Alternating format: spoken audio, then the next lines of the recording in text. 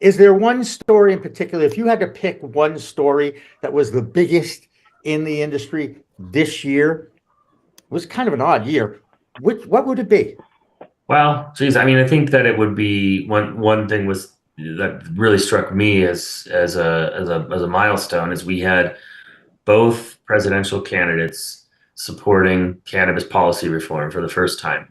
And it wasn't just a couple cycles ago, neither candidate would touch the issue, and then we here we are where we had the Republican and the Democrat supporting rescheduling and then supporting, in their own way, supporting reform beyond rescheduling. And in Trump's case, he supported the Florida initiative, which got a good number of votes considering it, considering the institutional opposition to it. Yep. Unfortunately, didn't reach that 660.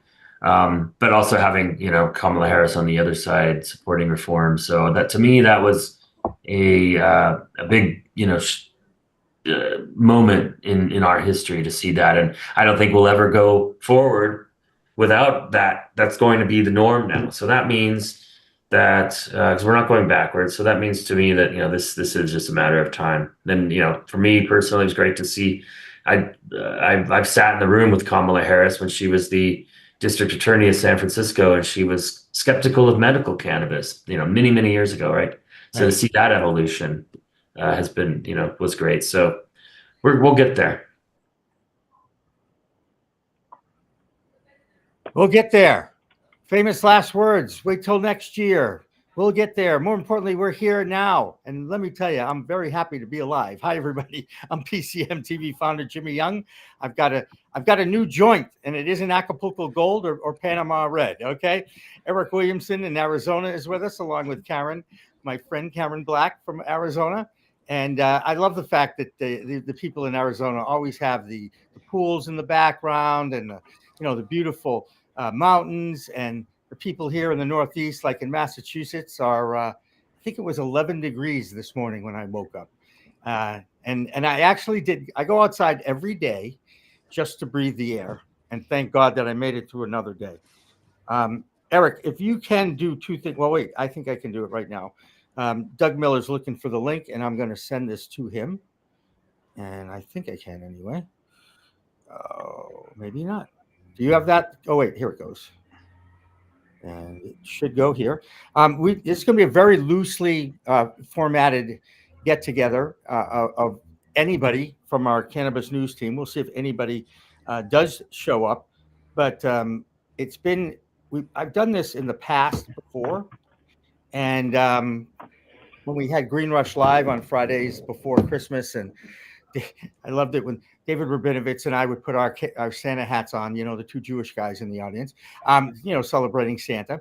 And then we would always do like what were the biggest stories of the year. I thought Aaron Smith's quote on the two presidential candidates, both working to do reform or consider reform of federal laws, was the biggest story. And Karen and Eric, I know you guys follow what we do, and you're in the industry and all that. I mean, do you guys agree that was the biggest story in cannabis this year?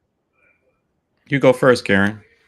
Yeah, I would say so, because that's a very significant change from past years. I mean, the Green Party supported cannabis as well.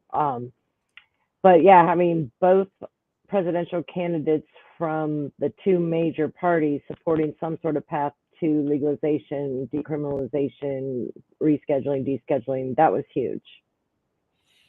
And for me, I think what was huge was more states coming online. That shows a lot of momentum, and we can't hide from people want their plant, and it's in the state. Now, the downside was states that didn't come across the line recreationally or adult use. That was a shocker, such as Florida. I actually knew as soon as I really felt that as soon as Mr. POTUS elect decided to support the Yes on 3 initiative, counter to Ron DeSantis's support of Delta 8 hemp in his state, I said, this is not going to pass now. And I'm not 100% wrong on that. And Well, we'll also, you know what? I got to do a shout out here to Dr. Levy alone, because he's been one of our great groupies. He's followed us for years. He showed up at the Summit Lounge live event that we did in the spring of 23. And I just want to wish him a happy holiday season. We'll go back and forth, and we certainly will respond to any of these messages that come across the screen. I really appreciate it. But you know, I think there was more down news for cannabis this year than up news. And Eric, I don't think any states actually came on board for legalization this year. They may have opened. I think Ohio opened their adult market this year, so that was, if you count that as a good thing, it was. Didn't Missouri come online? No, Missouri's setting records. They've been on for a couple of years now. Okay. And we have, and you know, think about it. You have 24 states, and I have this thing when we write, and in the news we talk about the race for 25. Who's going to be the, the 25th state to legalize cannabis, and then you'll be able to say half the states in the United States. It's a pretty significant thing, and you know, there are some out there. In fact, there was a story today that I looked at briefly that talked about what states might be next on the docket. Pennsylvania continues to say, "Oh yeah, we're going to be next," but all they do is talk in Pennsylvania. There's no action. I think there is a bill that they are talking about introducing, but it's not imminent. That's for sure. And beyond that, I really I'm not sure what other states might end up going adult use legal on the legislative front. It may be something like Hawaii, because it's weird. Hawaii's cool. Hawaii's very cool. And it's a state too, last time I checked, right? So it's a good vacation spot to have multiple sessions. That's right. Is that the word, sessions or sesh? This I believe, like cacti, cactus. Yeah, I think the definition of sesh is partaking in the plant. Karen, do you agree, being the judge, jury, and executioner here? Sure. Sure. Sure. Well, anyway, so now I will say this. One of the best things that has happened this year is that we made a change in our news show from Weed Talk News to Cannabis Coast to Coast News. And that was really done under a few meetings and talk amongst ourselves and the team. And I think we all agree that we like the term, the title of the show better. I also think that using the acronym, I think it's an acronym, CC2 News, is cleaner than using the word cannabis, because everybody knows that our search engines and our social media outlets do not like the word cannabis or any of the other derivative words that describe the cannabis sativa plant. And we definitely want to try and get away with that, trying to get away from that, so that we can actually get more eyeballs on the news that we put together every week. And I am very proud of the efforts that everybody puts in. I certainly recognize, 4 or 5 people have told me that they weren't going to make it tonight anyway, which I figured, but I would like to have done something like we're doing here, and just kind of have an open discussion on what was the biggest stories of the year. You know, the no on yes on 3 in Florida was certainly the biggest slap in the face, I think, to the industry. I do think that there's I'll tell you another thing that bothers me is the stories coming out of Oregon. And I don't understand why, of all the states, Oregon has a spree of robberies and assaults of dispensaries. I'm not so naive to know that it doesn't happen in other states, but it seems like Oregon has more than others.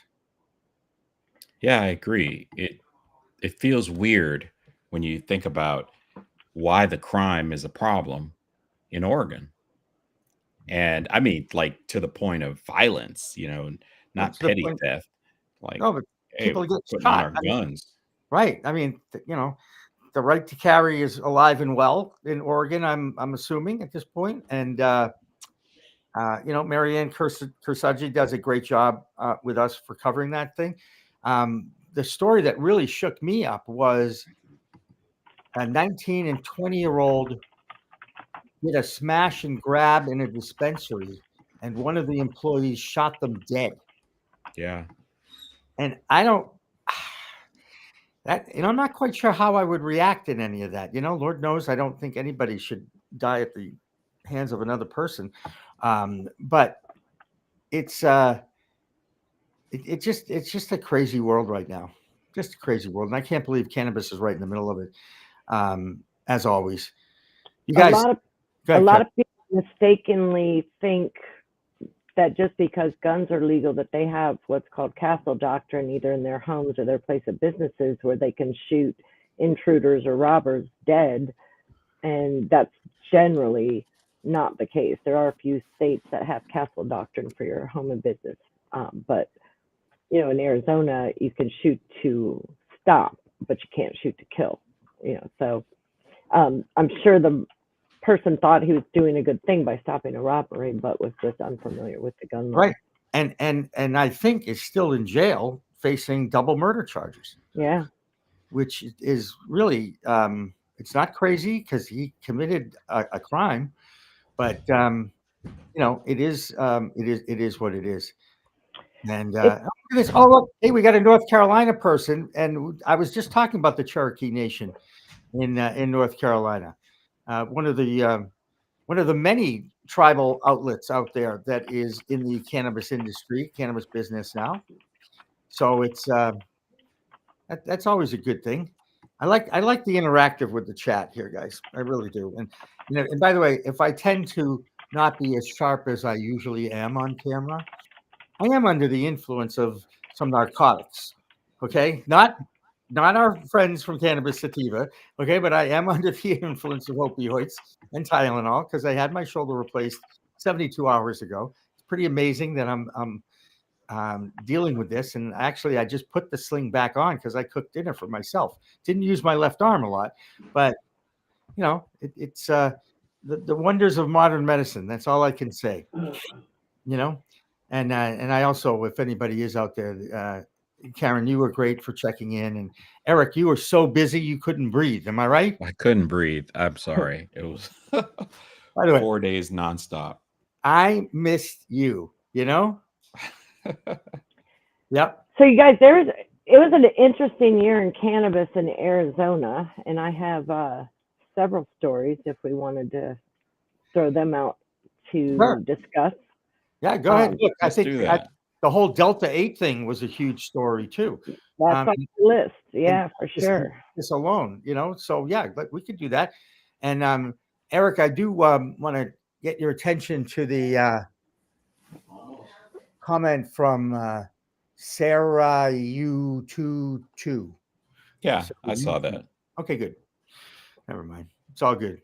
By all means, promote us, like us, share us, whatever you need to do. And yes, if I'm earning $16 an hour, whatever, I promise I'm not working hard for the money, but I'm working hard for the cause and for the exposure, whatever exposure we can get. So, Karen, give us some California stories. Go ahead.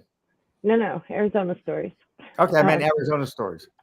I think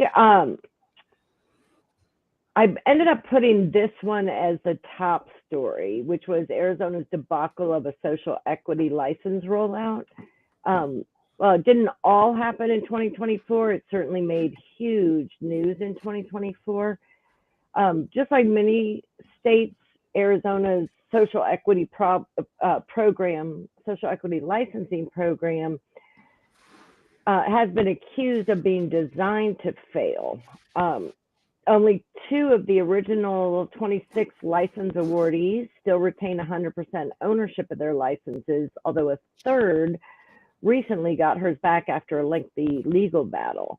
Most of the social equity license holders, whoever they were, missed the October 1st deadline to open their retail locations. So that came with a lot of, stipulations and to get the extensions and stuff like that. But yeah, there was big articles written And one of the Arizona legislators got very involved, you know, trying to even redo the award, since only now 3 social equity license awardees retain 100% ownership of their licenses. But that was a big debacle this year. Eric, I don't know if you have anything to add on that. No, I think you covered it up. Covered it really well. Boy, Eric, your microphone is great. Yeah, Mint Cannabis, which is a big Arizona brand or big Arizona company that recently expanded in 2024 to other states, they actually made a temporary cannabis retail outlet to have some social equity license holders be able to open by October 1st in this temporary location. So they really stepped up and helped some of these social equity awardees, which is really really good of the Mint people. Yeah, I don't. And Mint does a lot of work in the community, so shout out to Raul and his team. Yeah, at Mint. Absolutely. Pablo. Avon and Raul and Pablo for sure.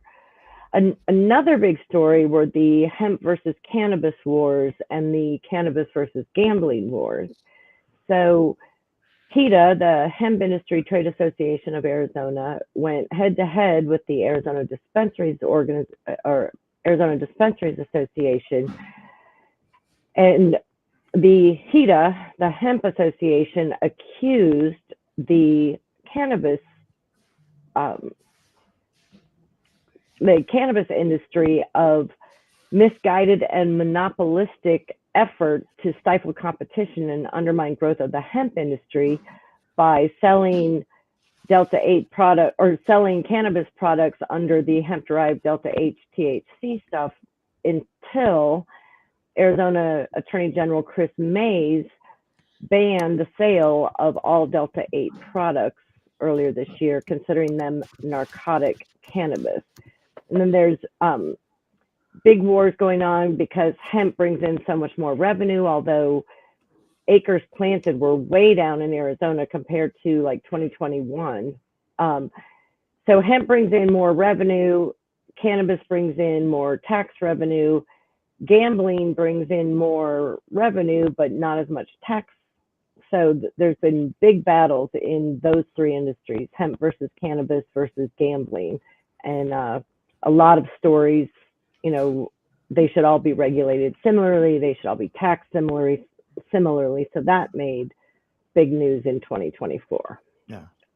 And I still don't think that there is any state that's gotten the social equity thing right. I will say that I just saw a news item today on the news in Boston, Massachusetts, that the state is making loans now available for social equity applicants, probably about 3 or 4 years too late, but they now have the money. They figured out how to find it, track it, and now they can distribute it. I'm just amazed at how inefficient all governments are. And I don't know if that's, that's not I hope that's not my liberal bias showing, but I just think that it's amazing to me how difficult it is to make any decisions at any level in our governments. I do see that we have a pal that I haven't seen for a while, but it's always good to see Jill Goldsberry from New Jersey. How are you? I'm doing good. How are you? I see you're recovering. I am recovering, and I'm recovering faster than I thought I would. I'm getting very adept at typing with one hand, which is kind of interesting. Not an easy thing to do, but I know where all the keys are. But Jill, you were actually involved with a story this year that I thought you did a great job with, and it had to do with the Jersey City Police Department. 3 officers there lost their job. They had been tested and failed their cannabis test for smoking cannabis off duty, and they fought. Yes. They fought for their jobs to get it, and they were finally reinstated. Is that not correct? Yes, they were finally reinstated. Is the last time I spoke with their attorney, they had been reinstated, and they were still waiting to hear back about their, back pay.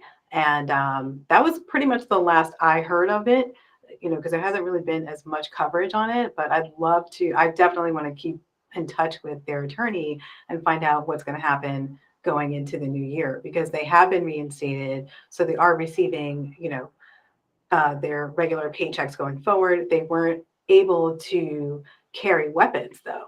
That was the, Right. the That's trade-in. crazy. But Yeah. that's just that's it. And how does this affect them moving forward in their careers as law enforcement officers? They can't probably get out of Jersey City at this point, and find another job because they're, I would think that they've been vilified a little bit. So that's It's not fair. not fair at all. I don't think so at all. And yeah, there were so many things happening in Jersey this year though. And one of the bigger stories actually hit today. I don't know if you heard, but we are we passed $1 billion in sales as of this week. Yeah. It's $1 billion. No one can tell me they don't have a budget anymore. Well, you know what though, Joe, if You know what I'm saying. well, no, but it's very interesting that even though sales are happening and billions of dollars of cannabis are being sold, that does not mean that the industry is profitable at all. The margins of the sale are so minuscule. They're like, if you go into a dispensary and if you look at, and we've all kind of gone to dispensaries, I'm sure at this point, the pre-rolls fly out the door. And the margins on the pre-rolls are under $1. Okay, they're not making a lot of money on a pre-roll, and it goes down back to the price per gram unit of measurement that a lot of companies, a lot of countries now are aware of. I believe in Colombia, it's still a nickel a gram in Colombia. Now, I'm not quite sure that's the legal trade. They're starting to make it a little bit more legal in Colombia, but it gives you an idea of a nickel a gram, or is it $12 a gram like it is here in the United States? And New Jersey, we're the most expensive state. We have the most expensive cannabis in the market. Yeah, really? The highest prices. Yes, we do. I literally saw that recently, and it makes sense because we have stores here that are charging anywhere from $6.50 on up for an eighth. I've seen it for as much as $70. So $70. Wow, I saw ounces being sold for $79 in Massachusetts a week ago, and so it's New Jersey. Look, as many of us who have followed this industry over the years, most of us find it fascinating, and because there's so many elements to it. The economy and the supply and demand lessons that are out there are unto itself extremely fascinating, and but I just don't know how it's going to settle down. If federal reform happens, and it may not happen. In fact, Aaron Smith in that interview talked about the summer at the earliest, and maybe by the end of 2025, it could be either rescheduled and or a federal regulatory body may be put in place. But I got to tell you, I don't have a lot of confidence in them making the right decision. I just don't. Not for the industry, for themselves, maybe for their own pockets. Yes. And I think they give too much credence to the prohibitionists out there who are still operating on information that they've gained over 80 years of misinformation. It's just crazy. I'd like to see cannabis completely descheduled and decriminalized at the federal level, but leave the regulation to the states, because I think every state that comes online now learns from the states behind us. New Jersey had one of the best rollouts, so did Maryland. I mean, compare that to like the debacle that's happening in New York. So I'd like to see it all stay at the state level rather than the legislation and regulation be at the federal level. I'd like to see it stay at the state level. But the rollout is good, but there's still a lot of things that need to be fixed as far as, just availability to funding for for business owners in general. You're seeing, for example, we had a huge sales weekend, the biggest sales of the year after Thanksgiving.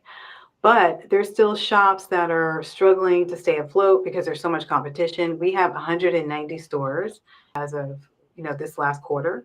And, there's a lot of competition, particularly in the zoned markets where they're opening up left and right. A lot of dispensary licenses have been given out, and so we have more stores.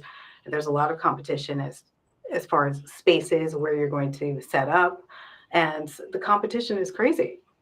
So Yeah. and some stores could close because they couldn't afford to stay open, but they couldn't get loans. One of my clients provides cannabis-friendly debt funding, so have people give me a call, Jill. Okay, good to know. Good to know. Yeah, I know him too. Anyway, but we only have we're only going to go about 10 more minutes or so, and I do want to show a story that was submitted by our Virginia correspondent Joe Parsons, who is really doing a great job. First of all, the fact that he had to come on camera the week after the Virginia adult use law got vetoed by the governor, and he was able to control himself enough to report on it without, dropping any F-bombs or really getting upset, because he was extremely upset that lost. And now he continues to put together these great reports. He did a great job earlier on our last news on the hemp house. He visited a house made of hemp. And Eric and Karen, you guys are closer to California than I am, right? How is it that I had to find out that a hemp house is fireproof? And if a hemp house is fireproof, why isn't California mandating even that you have to build your houses out of hemp? Because they haven't done the structural testing on hemp yet to use it for in commercial buildings or residential buildings. They're getting there. And there's actually a hempcrete company that opened in Arizona recently. Yeah, there you go. So, I mean, again, everything goes slow. That's why we call it Cannabis Standard Time, right? But let's, you also, and since none of you have seen it, Eric, I don't know, did you take a peek at Joe's story? Yeah, I did. So let's roll Joe's story. Oh, yeah, go ahead. I'm Joe Parsons with Cannabis Coast to Coast News for the Virginia Year-End Roundup. Well, it was a year with a lot of ups and downs here in the Commonwealth, starting with the House and Senate passing a new and polished adult use cannabis bill to launch adult use sales after years of waiting, only to be vetoed by Governor Youngkin, along with several other very important cannabis bills. Then, the largest planned cannabis music event ever in Virginia's history was suddenly canceled. Hemp-derived products that contain deltas were completely banned. In Health Service Area 5, the cannabis company was out and Verano Holdings was in. In Health Service Area 1, Air Wellness became the licensee winner after a 2-year vacancy. Proposed new Farm Bill amendments led to further attacks on hemp-derived products. And lastly, cannabis activist, ally, and friend Don Morris, being one of the only women to be found guilty of running a members-only cannabis trade event last year, is now facing the full extent of the law with a possible 160-year prison sentence. So a lot of downs and only a few ups. But hey, it's Christmas time. We have to look forward to the future with hope. And I wanted to end my final report of the year with something fun and uplifting. But I don't want to do it alone. Come on over here, Pam. This is my wife, Pam.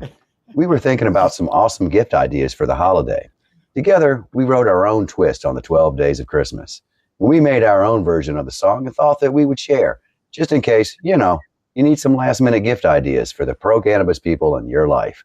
Don't worry, though. We're going to do the super condensed version because we know that life is short and the full version of the 12 Days of Christmas is not. So here goes. You ready? Yeah. On the 12th day of Christmas, my true love gave to me a 12th pack of seltzers, 11 vapors vaping, 10 grinders grinding, 9 gnarly nuggets, 8 dabs of burning, 7 bongs of bubbling, 6 brownies of baking, 5 auto flower seeds, 4 big lighters, 3 hash pipes, 2 packs of papers, and an ounce of chronic weed. Thank you, sweetheart. From my family to your family, we wish you a happy and safe That was great. Christmas. Merry Christmas, Happy New Year, and until next time, stay lifted. How cool is that? I love that. And that is a group effort, because I know Pam helps Joe out every week with his news reports and shoots. And I just think I'm very touched when I see something like that, because that's a multimedia journalist report, and Joe didn't know how to do it when he first started with us, and he's putting together these things now. And I got one more, Jimmy. I got one more report to throw in. Ooh, do I know who Here we Hi, go. I'm Christina You Brisson do. with Over the Top Renovations and Cannabis Coast to Coast News, saying happy holidays to you and yours from Franklin Park Conservatory, aglow. And that was Christina from Ohio, which is great. And, Eric, getting back to your point, Ohio was the 24th state, and they did open their adult use market this year, but they voted it in last year. So I guess it just depends on how you decide what is in the calendar year or not. You know what I'm saying? But look, it's been great. I have a couple of key stories. Eric, you have a couple more minutes, right? Yeah, well, it's up to Eric. He's in control. All right. There were, I think the grand total was 16 measures in the Arizona legislature this year related to cannabis, which was huge. Fortunately, most of them didn't get very far, but there were two very prominent court rulings on cannabis. One was, excuse me, cannabis use and driving. So the Arizona Court of Appeals made a significant ruling determining that simply having marijuana in one's system isn't sufficient grounds for the state to suspend someone's license, and that the state must actually show impairment. So that was a big deal. Another one, the ruling was actually in December of last year, but it took effect in January of this year. The Arizona Court of Appeals ruled that medical cannabis use by pregnant women should be treated just like any other drug prescribed by a physician, and the use of medical marijuana during pregnancy does not constitute child neglect under Arizona law when it's authorized by a physician. So that was another very significant ruling this year. A third one, which was quite controversial. Yeah. A third one, which was very controversial, but it's shrouded in legalese, is that dispensaries can be located near preschools, and it all has to do with the definition of schools in Arizona law. Preschools aren't considered schools, so you can now put a dispensary near a preschool. The other two things of note are that Arizona became the 7th state to launch adult use cannabis delivery. We already had medical, but we're the 7th state to offer adult use delivery, and we did it 2 months early, November 1st of this year instead of January 1st of next year. And significantly, Arizona allows both dispensaries and third-party delivery services to deliver adult use cannabis. And then lastly, I thought this was pretty significant. The Waste Management Phoenix Open is a huge golf tournament here every February, and this year's tournament commissioner was George Simpson from Arizona vape company Timeless. So that kind of put cannabis on the map as far as being a respected industry here in the state. Cool. All right. Well, look, guys, first of all, it's great to see Jill again, and Karen and Eric. First of all, it's great to see Eric in 3D at MJ BizCon. Karen was missed, but I look forward to that day too. Jill, I've seen you in 3D, so that was big back at CWCB days. Yep. But couple other things. I just want to say one more thing about Jersey. We have a record. Women are leading the industry. Butter cake. Yes, butter cake. Yeah. Precious. Yeah. I weed from women is one of my favorite brands. Yes, and the brownies are amazing. Math is great. Yeah. Yeah. And awesome. I'm actually very pleased to see that women have taken a huge leadership role in this industry from the very beginning. Yep. And I'd like to see more of it. Don't forget that True Leaves is run by Kim Rivers, and that's one of the largest, depending on which category you decide what is the largest cannabis company in the United States. Is it revenue or is it number of dispensaries? I believe True Leaf has more dispensaries than anybody, but I think Curaleaf has more revenue than anybody. But that's just off the top of my head. And the top of my head is still attached, I might add. It is still attached. I have no more joints that need to be replaced. I just have joints that need to be rolled and enjoyed. But I'm going to wrap this up. But I want to put a shout out to Dr. Leave Me Alone for a second, because he mentioned something about the Summit Lounge. And Eric, I know you have the sizzle reel because I sent it to you. Is it ready to go? Because you can end the show with it. In that sizzle reel that we run is a quick image on a montage of Dr. Leave Me Alone. I don't know if he's ever seen it, but it's in there. He just has to look for it, and he'll see himself in that one of those montages. So, we got a couple of bills to pay, and then we'll finish that. Okay, you do that, guys, and thank you all for your well wishes. A happy New Year, a happy Christmas, a happy Hanukkah. I believe Kwanzaa needs to be equally celebrated as well. So it's that time of year, and all I can tell you is I'm available over the next couple of days if anybody wants to say hello, because I'm not leaving the house. I gave my car away for a month because I can't drive for a month. So you can imagine I'm going to be going a little stir crazy, and happy to take any calls from anybody out there. All right. Thanks, Jimmy. Ho, ho, ho. Thank you guys all. Thanks, Joe. And, happy holidays, everyone. Next news show is January 6th of 2025. Ready to take your craft to the next level? Imagine faster extractions, purer products, and more profits. Sounds good, right? At Purefive Extraction, we've revolutionized cannabis extraction with our game-changing technology. No solvents, no heat, just the cleanest, most natural process on the market. Whether you're a boutique grower or a large-scale operation, Purefive has the tools to elevate your business worldwide. Visit pure5extraction.com today. Purefive Extraction, because your plants...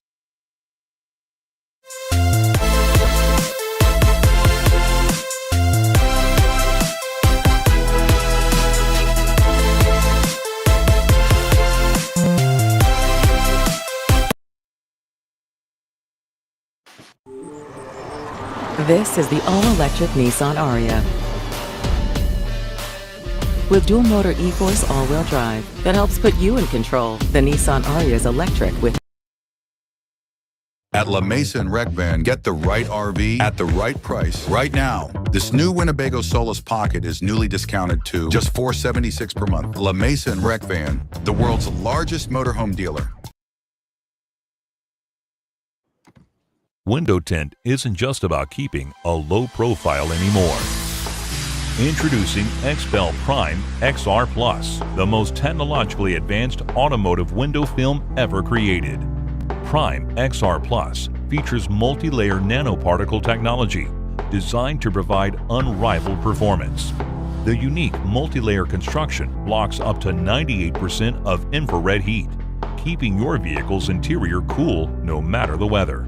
Prime XR Plus also provides superior UV rejection so you and your passengers stay safe from harmful cancer-causing rays. In the past, the only option was installing a darker shade. With Prime XR Plus, you can reap the benefits from our lightest tint to our darkest without compromising performance for visibility.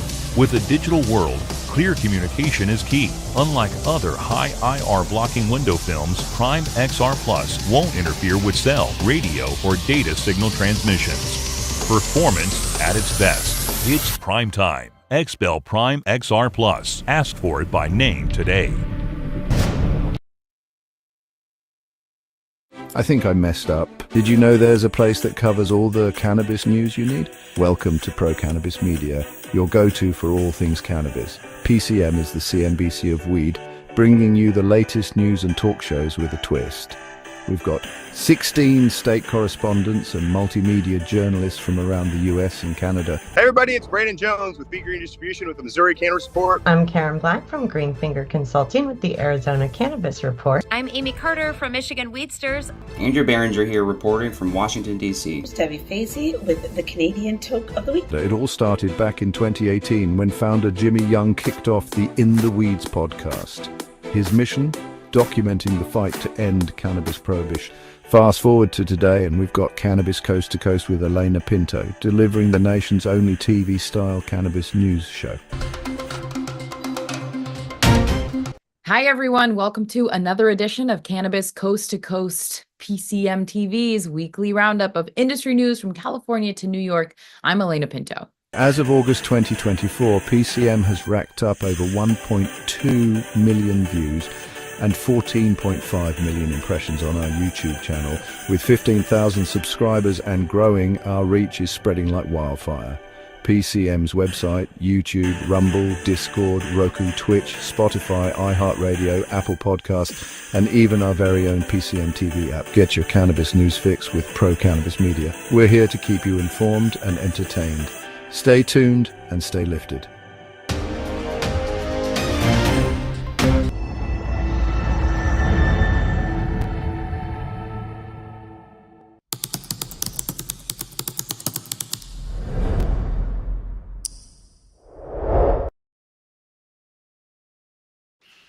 Happy New Year, everyone. Thanks for watching.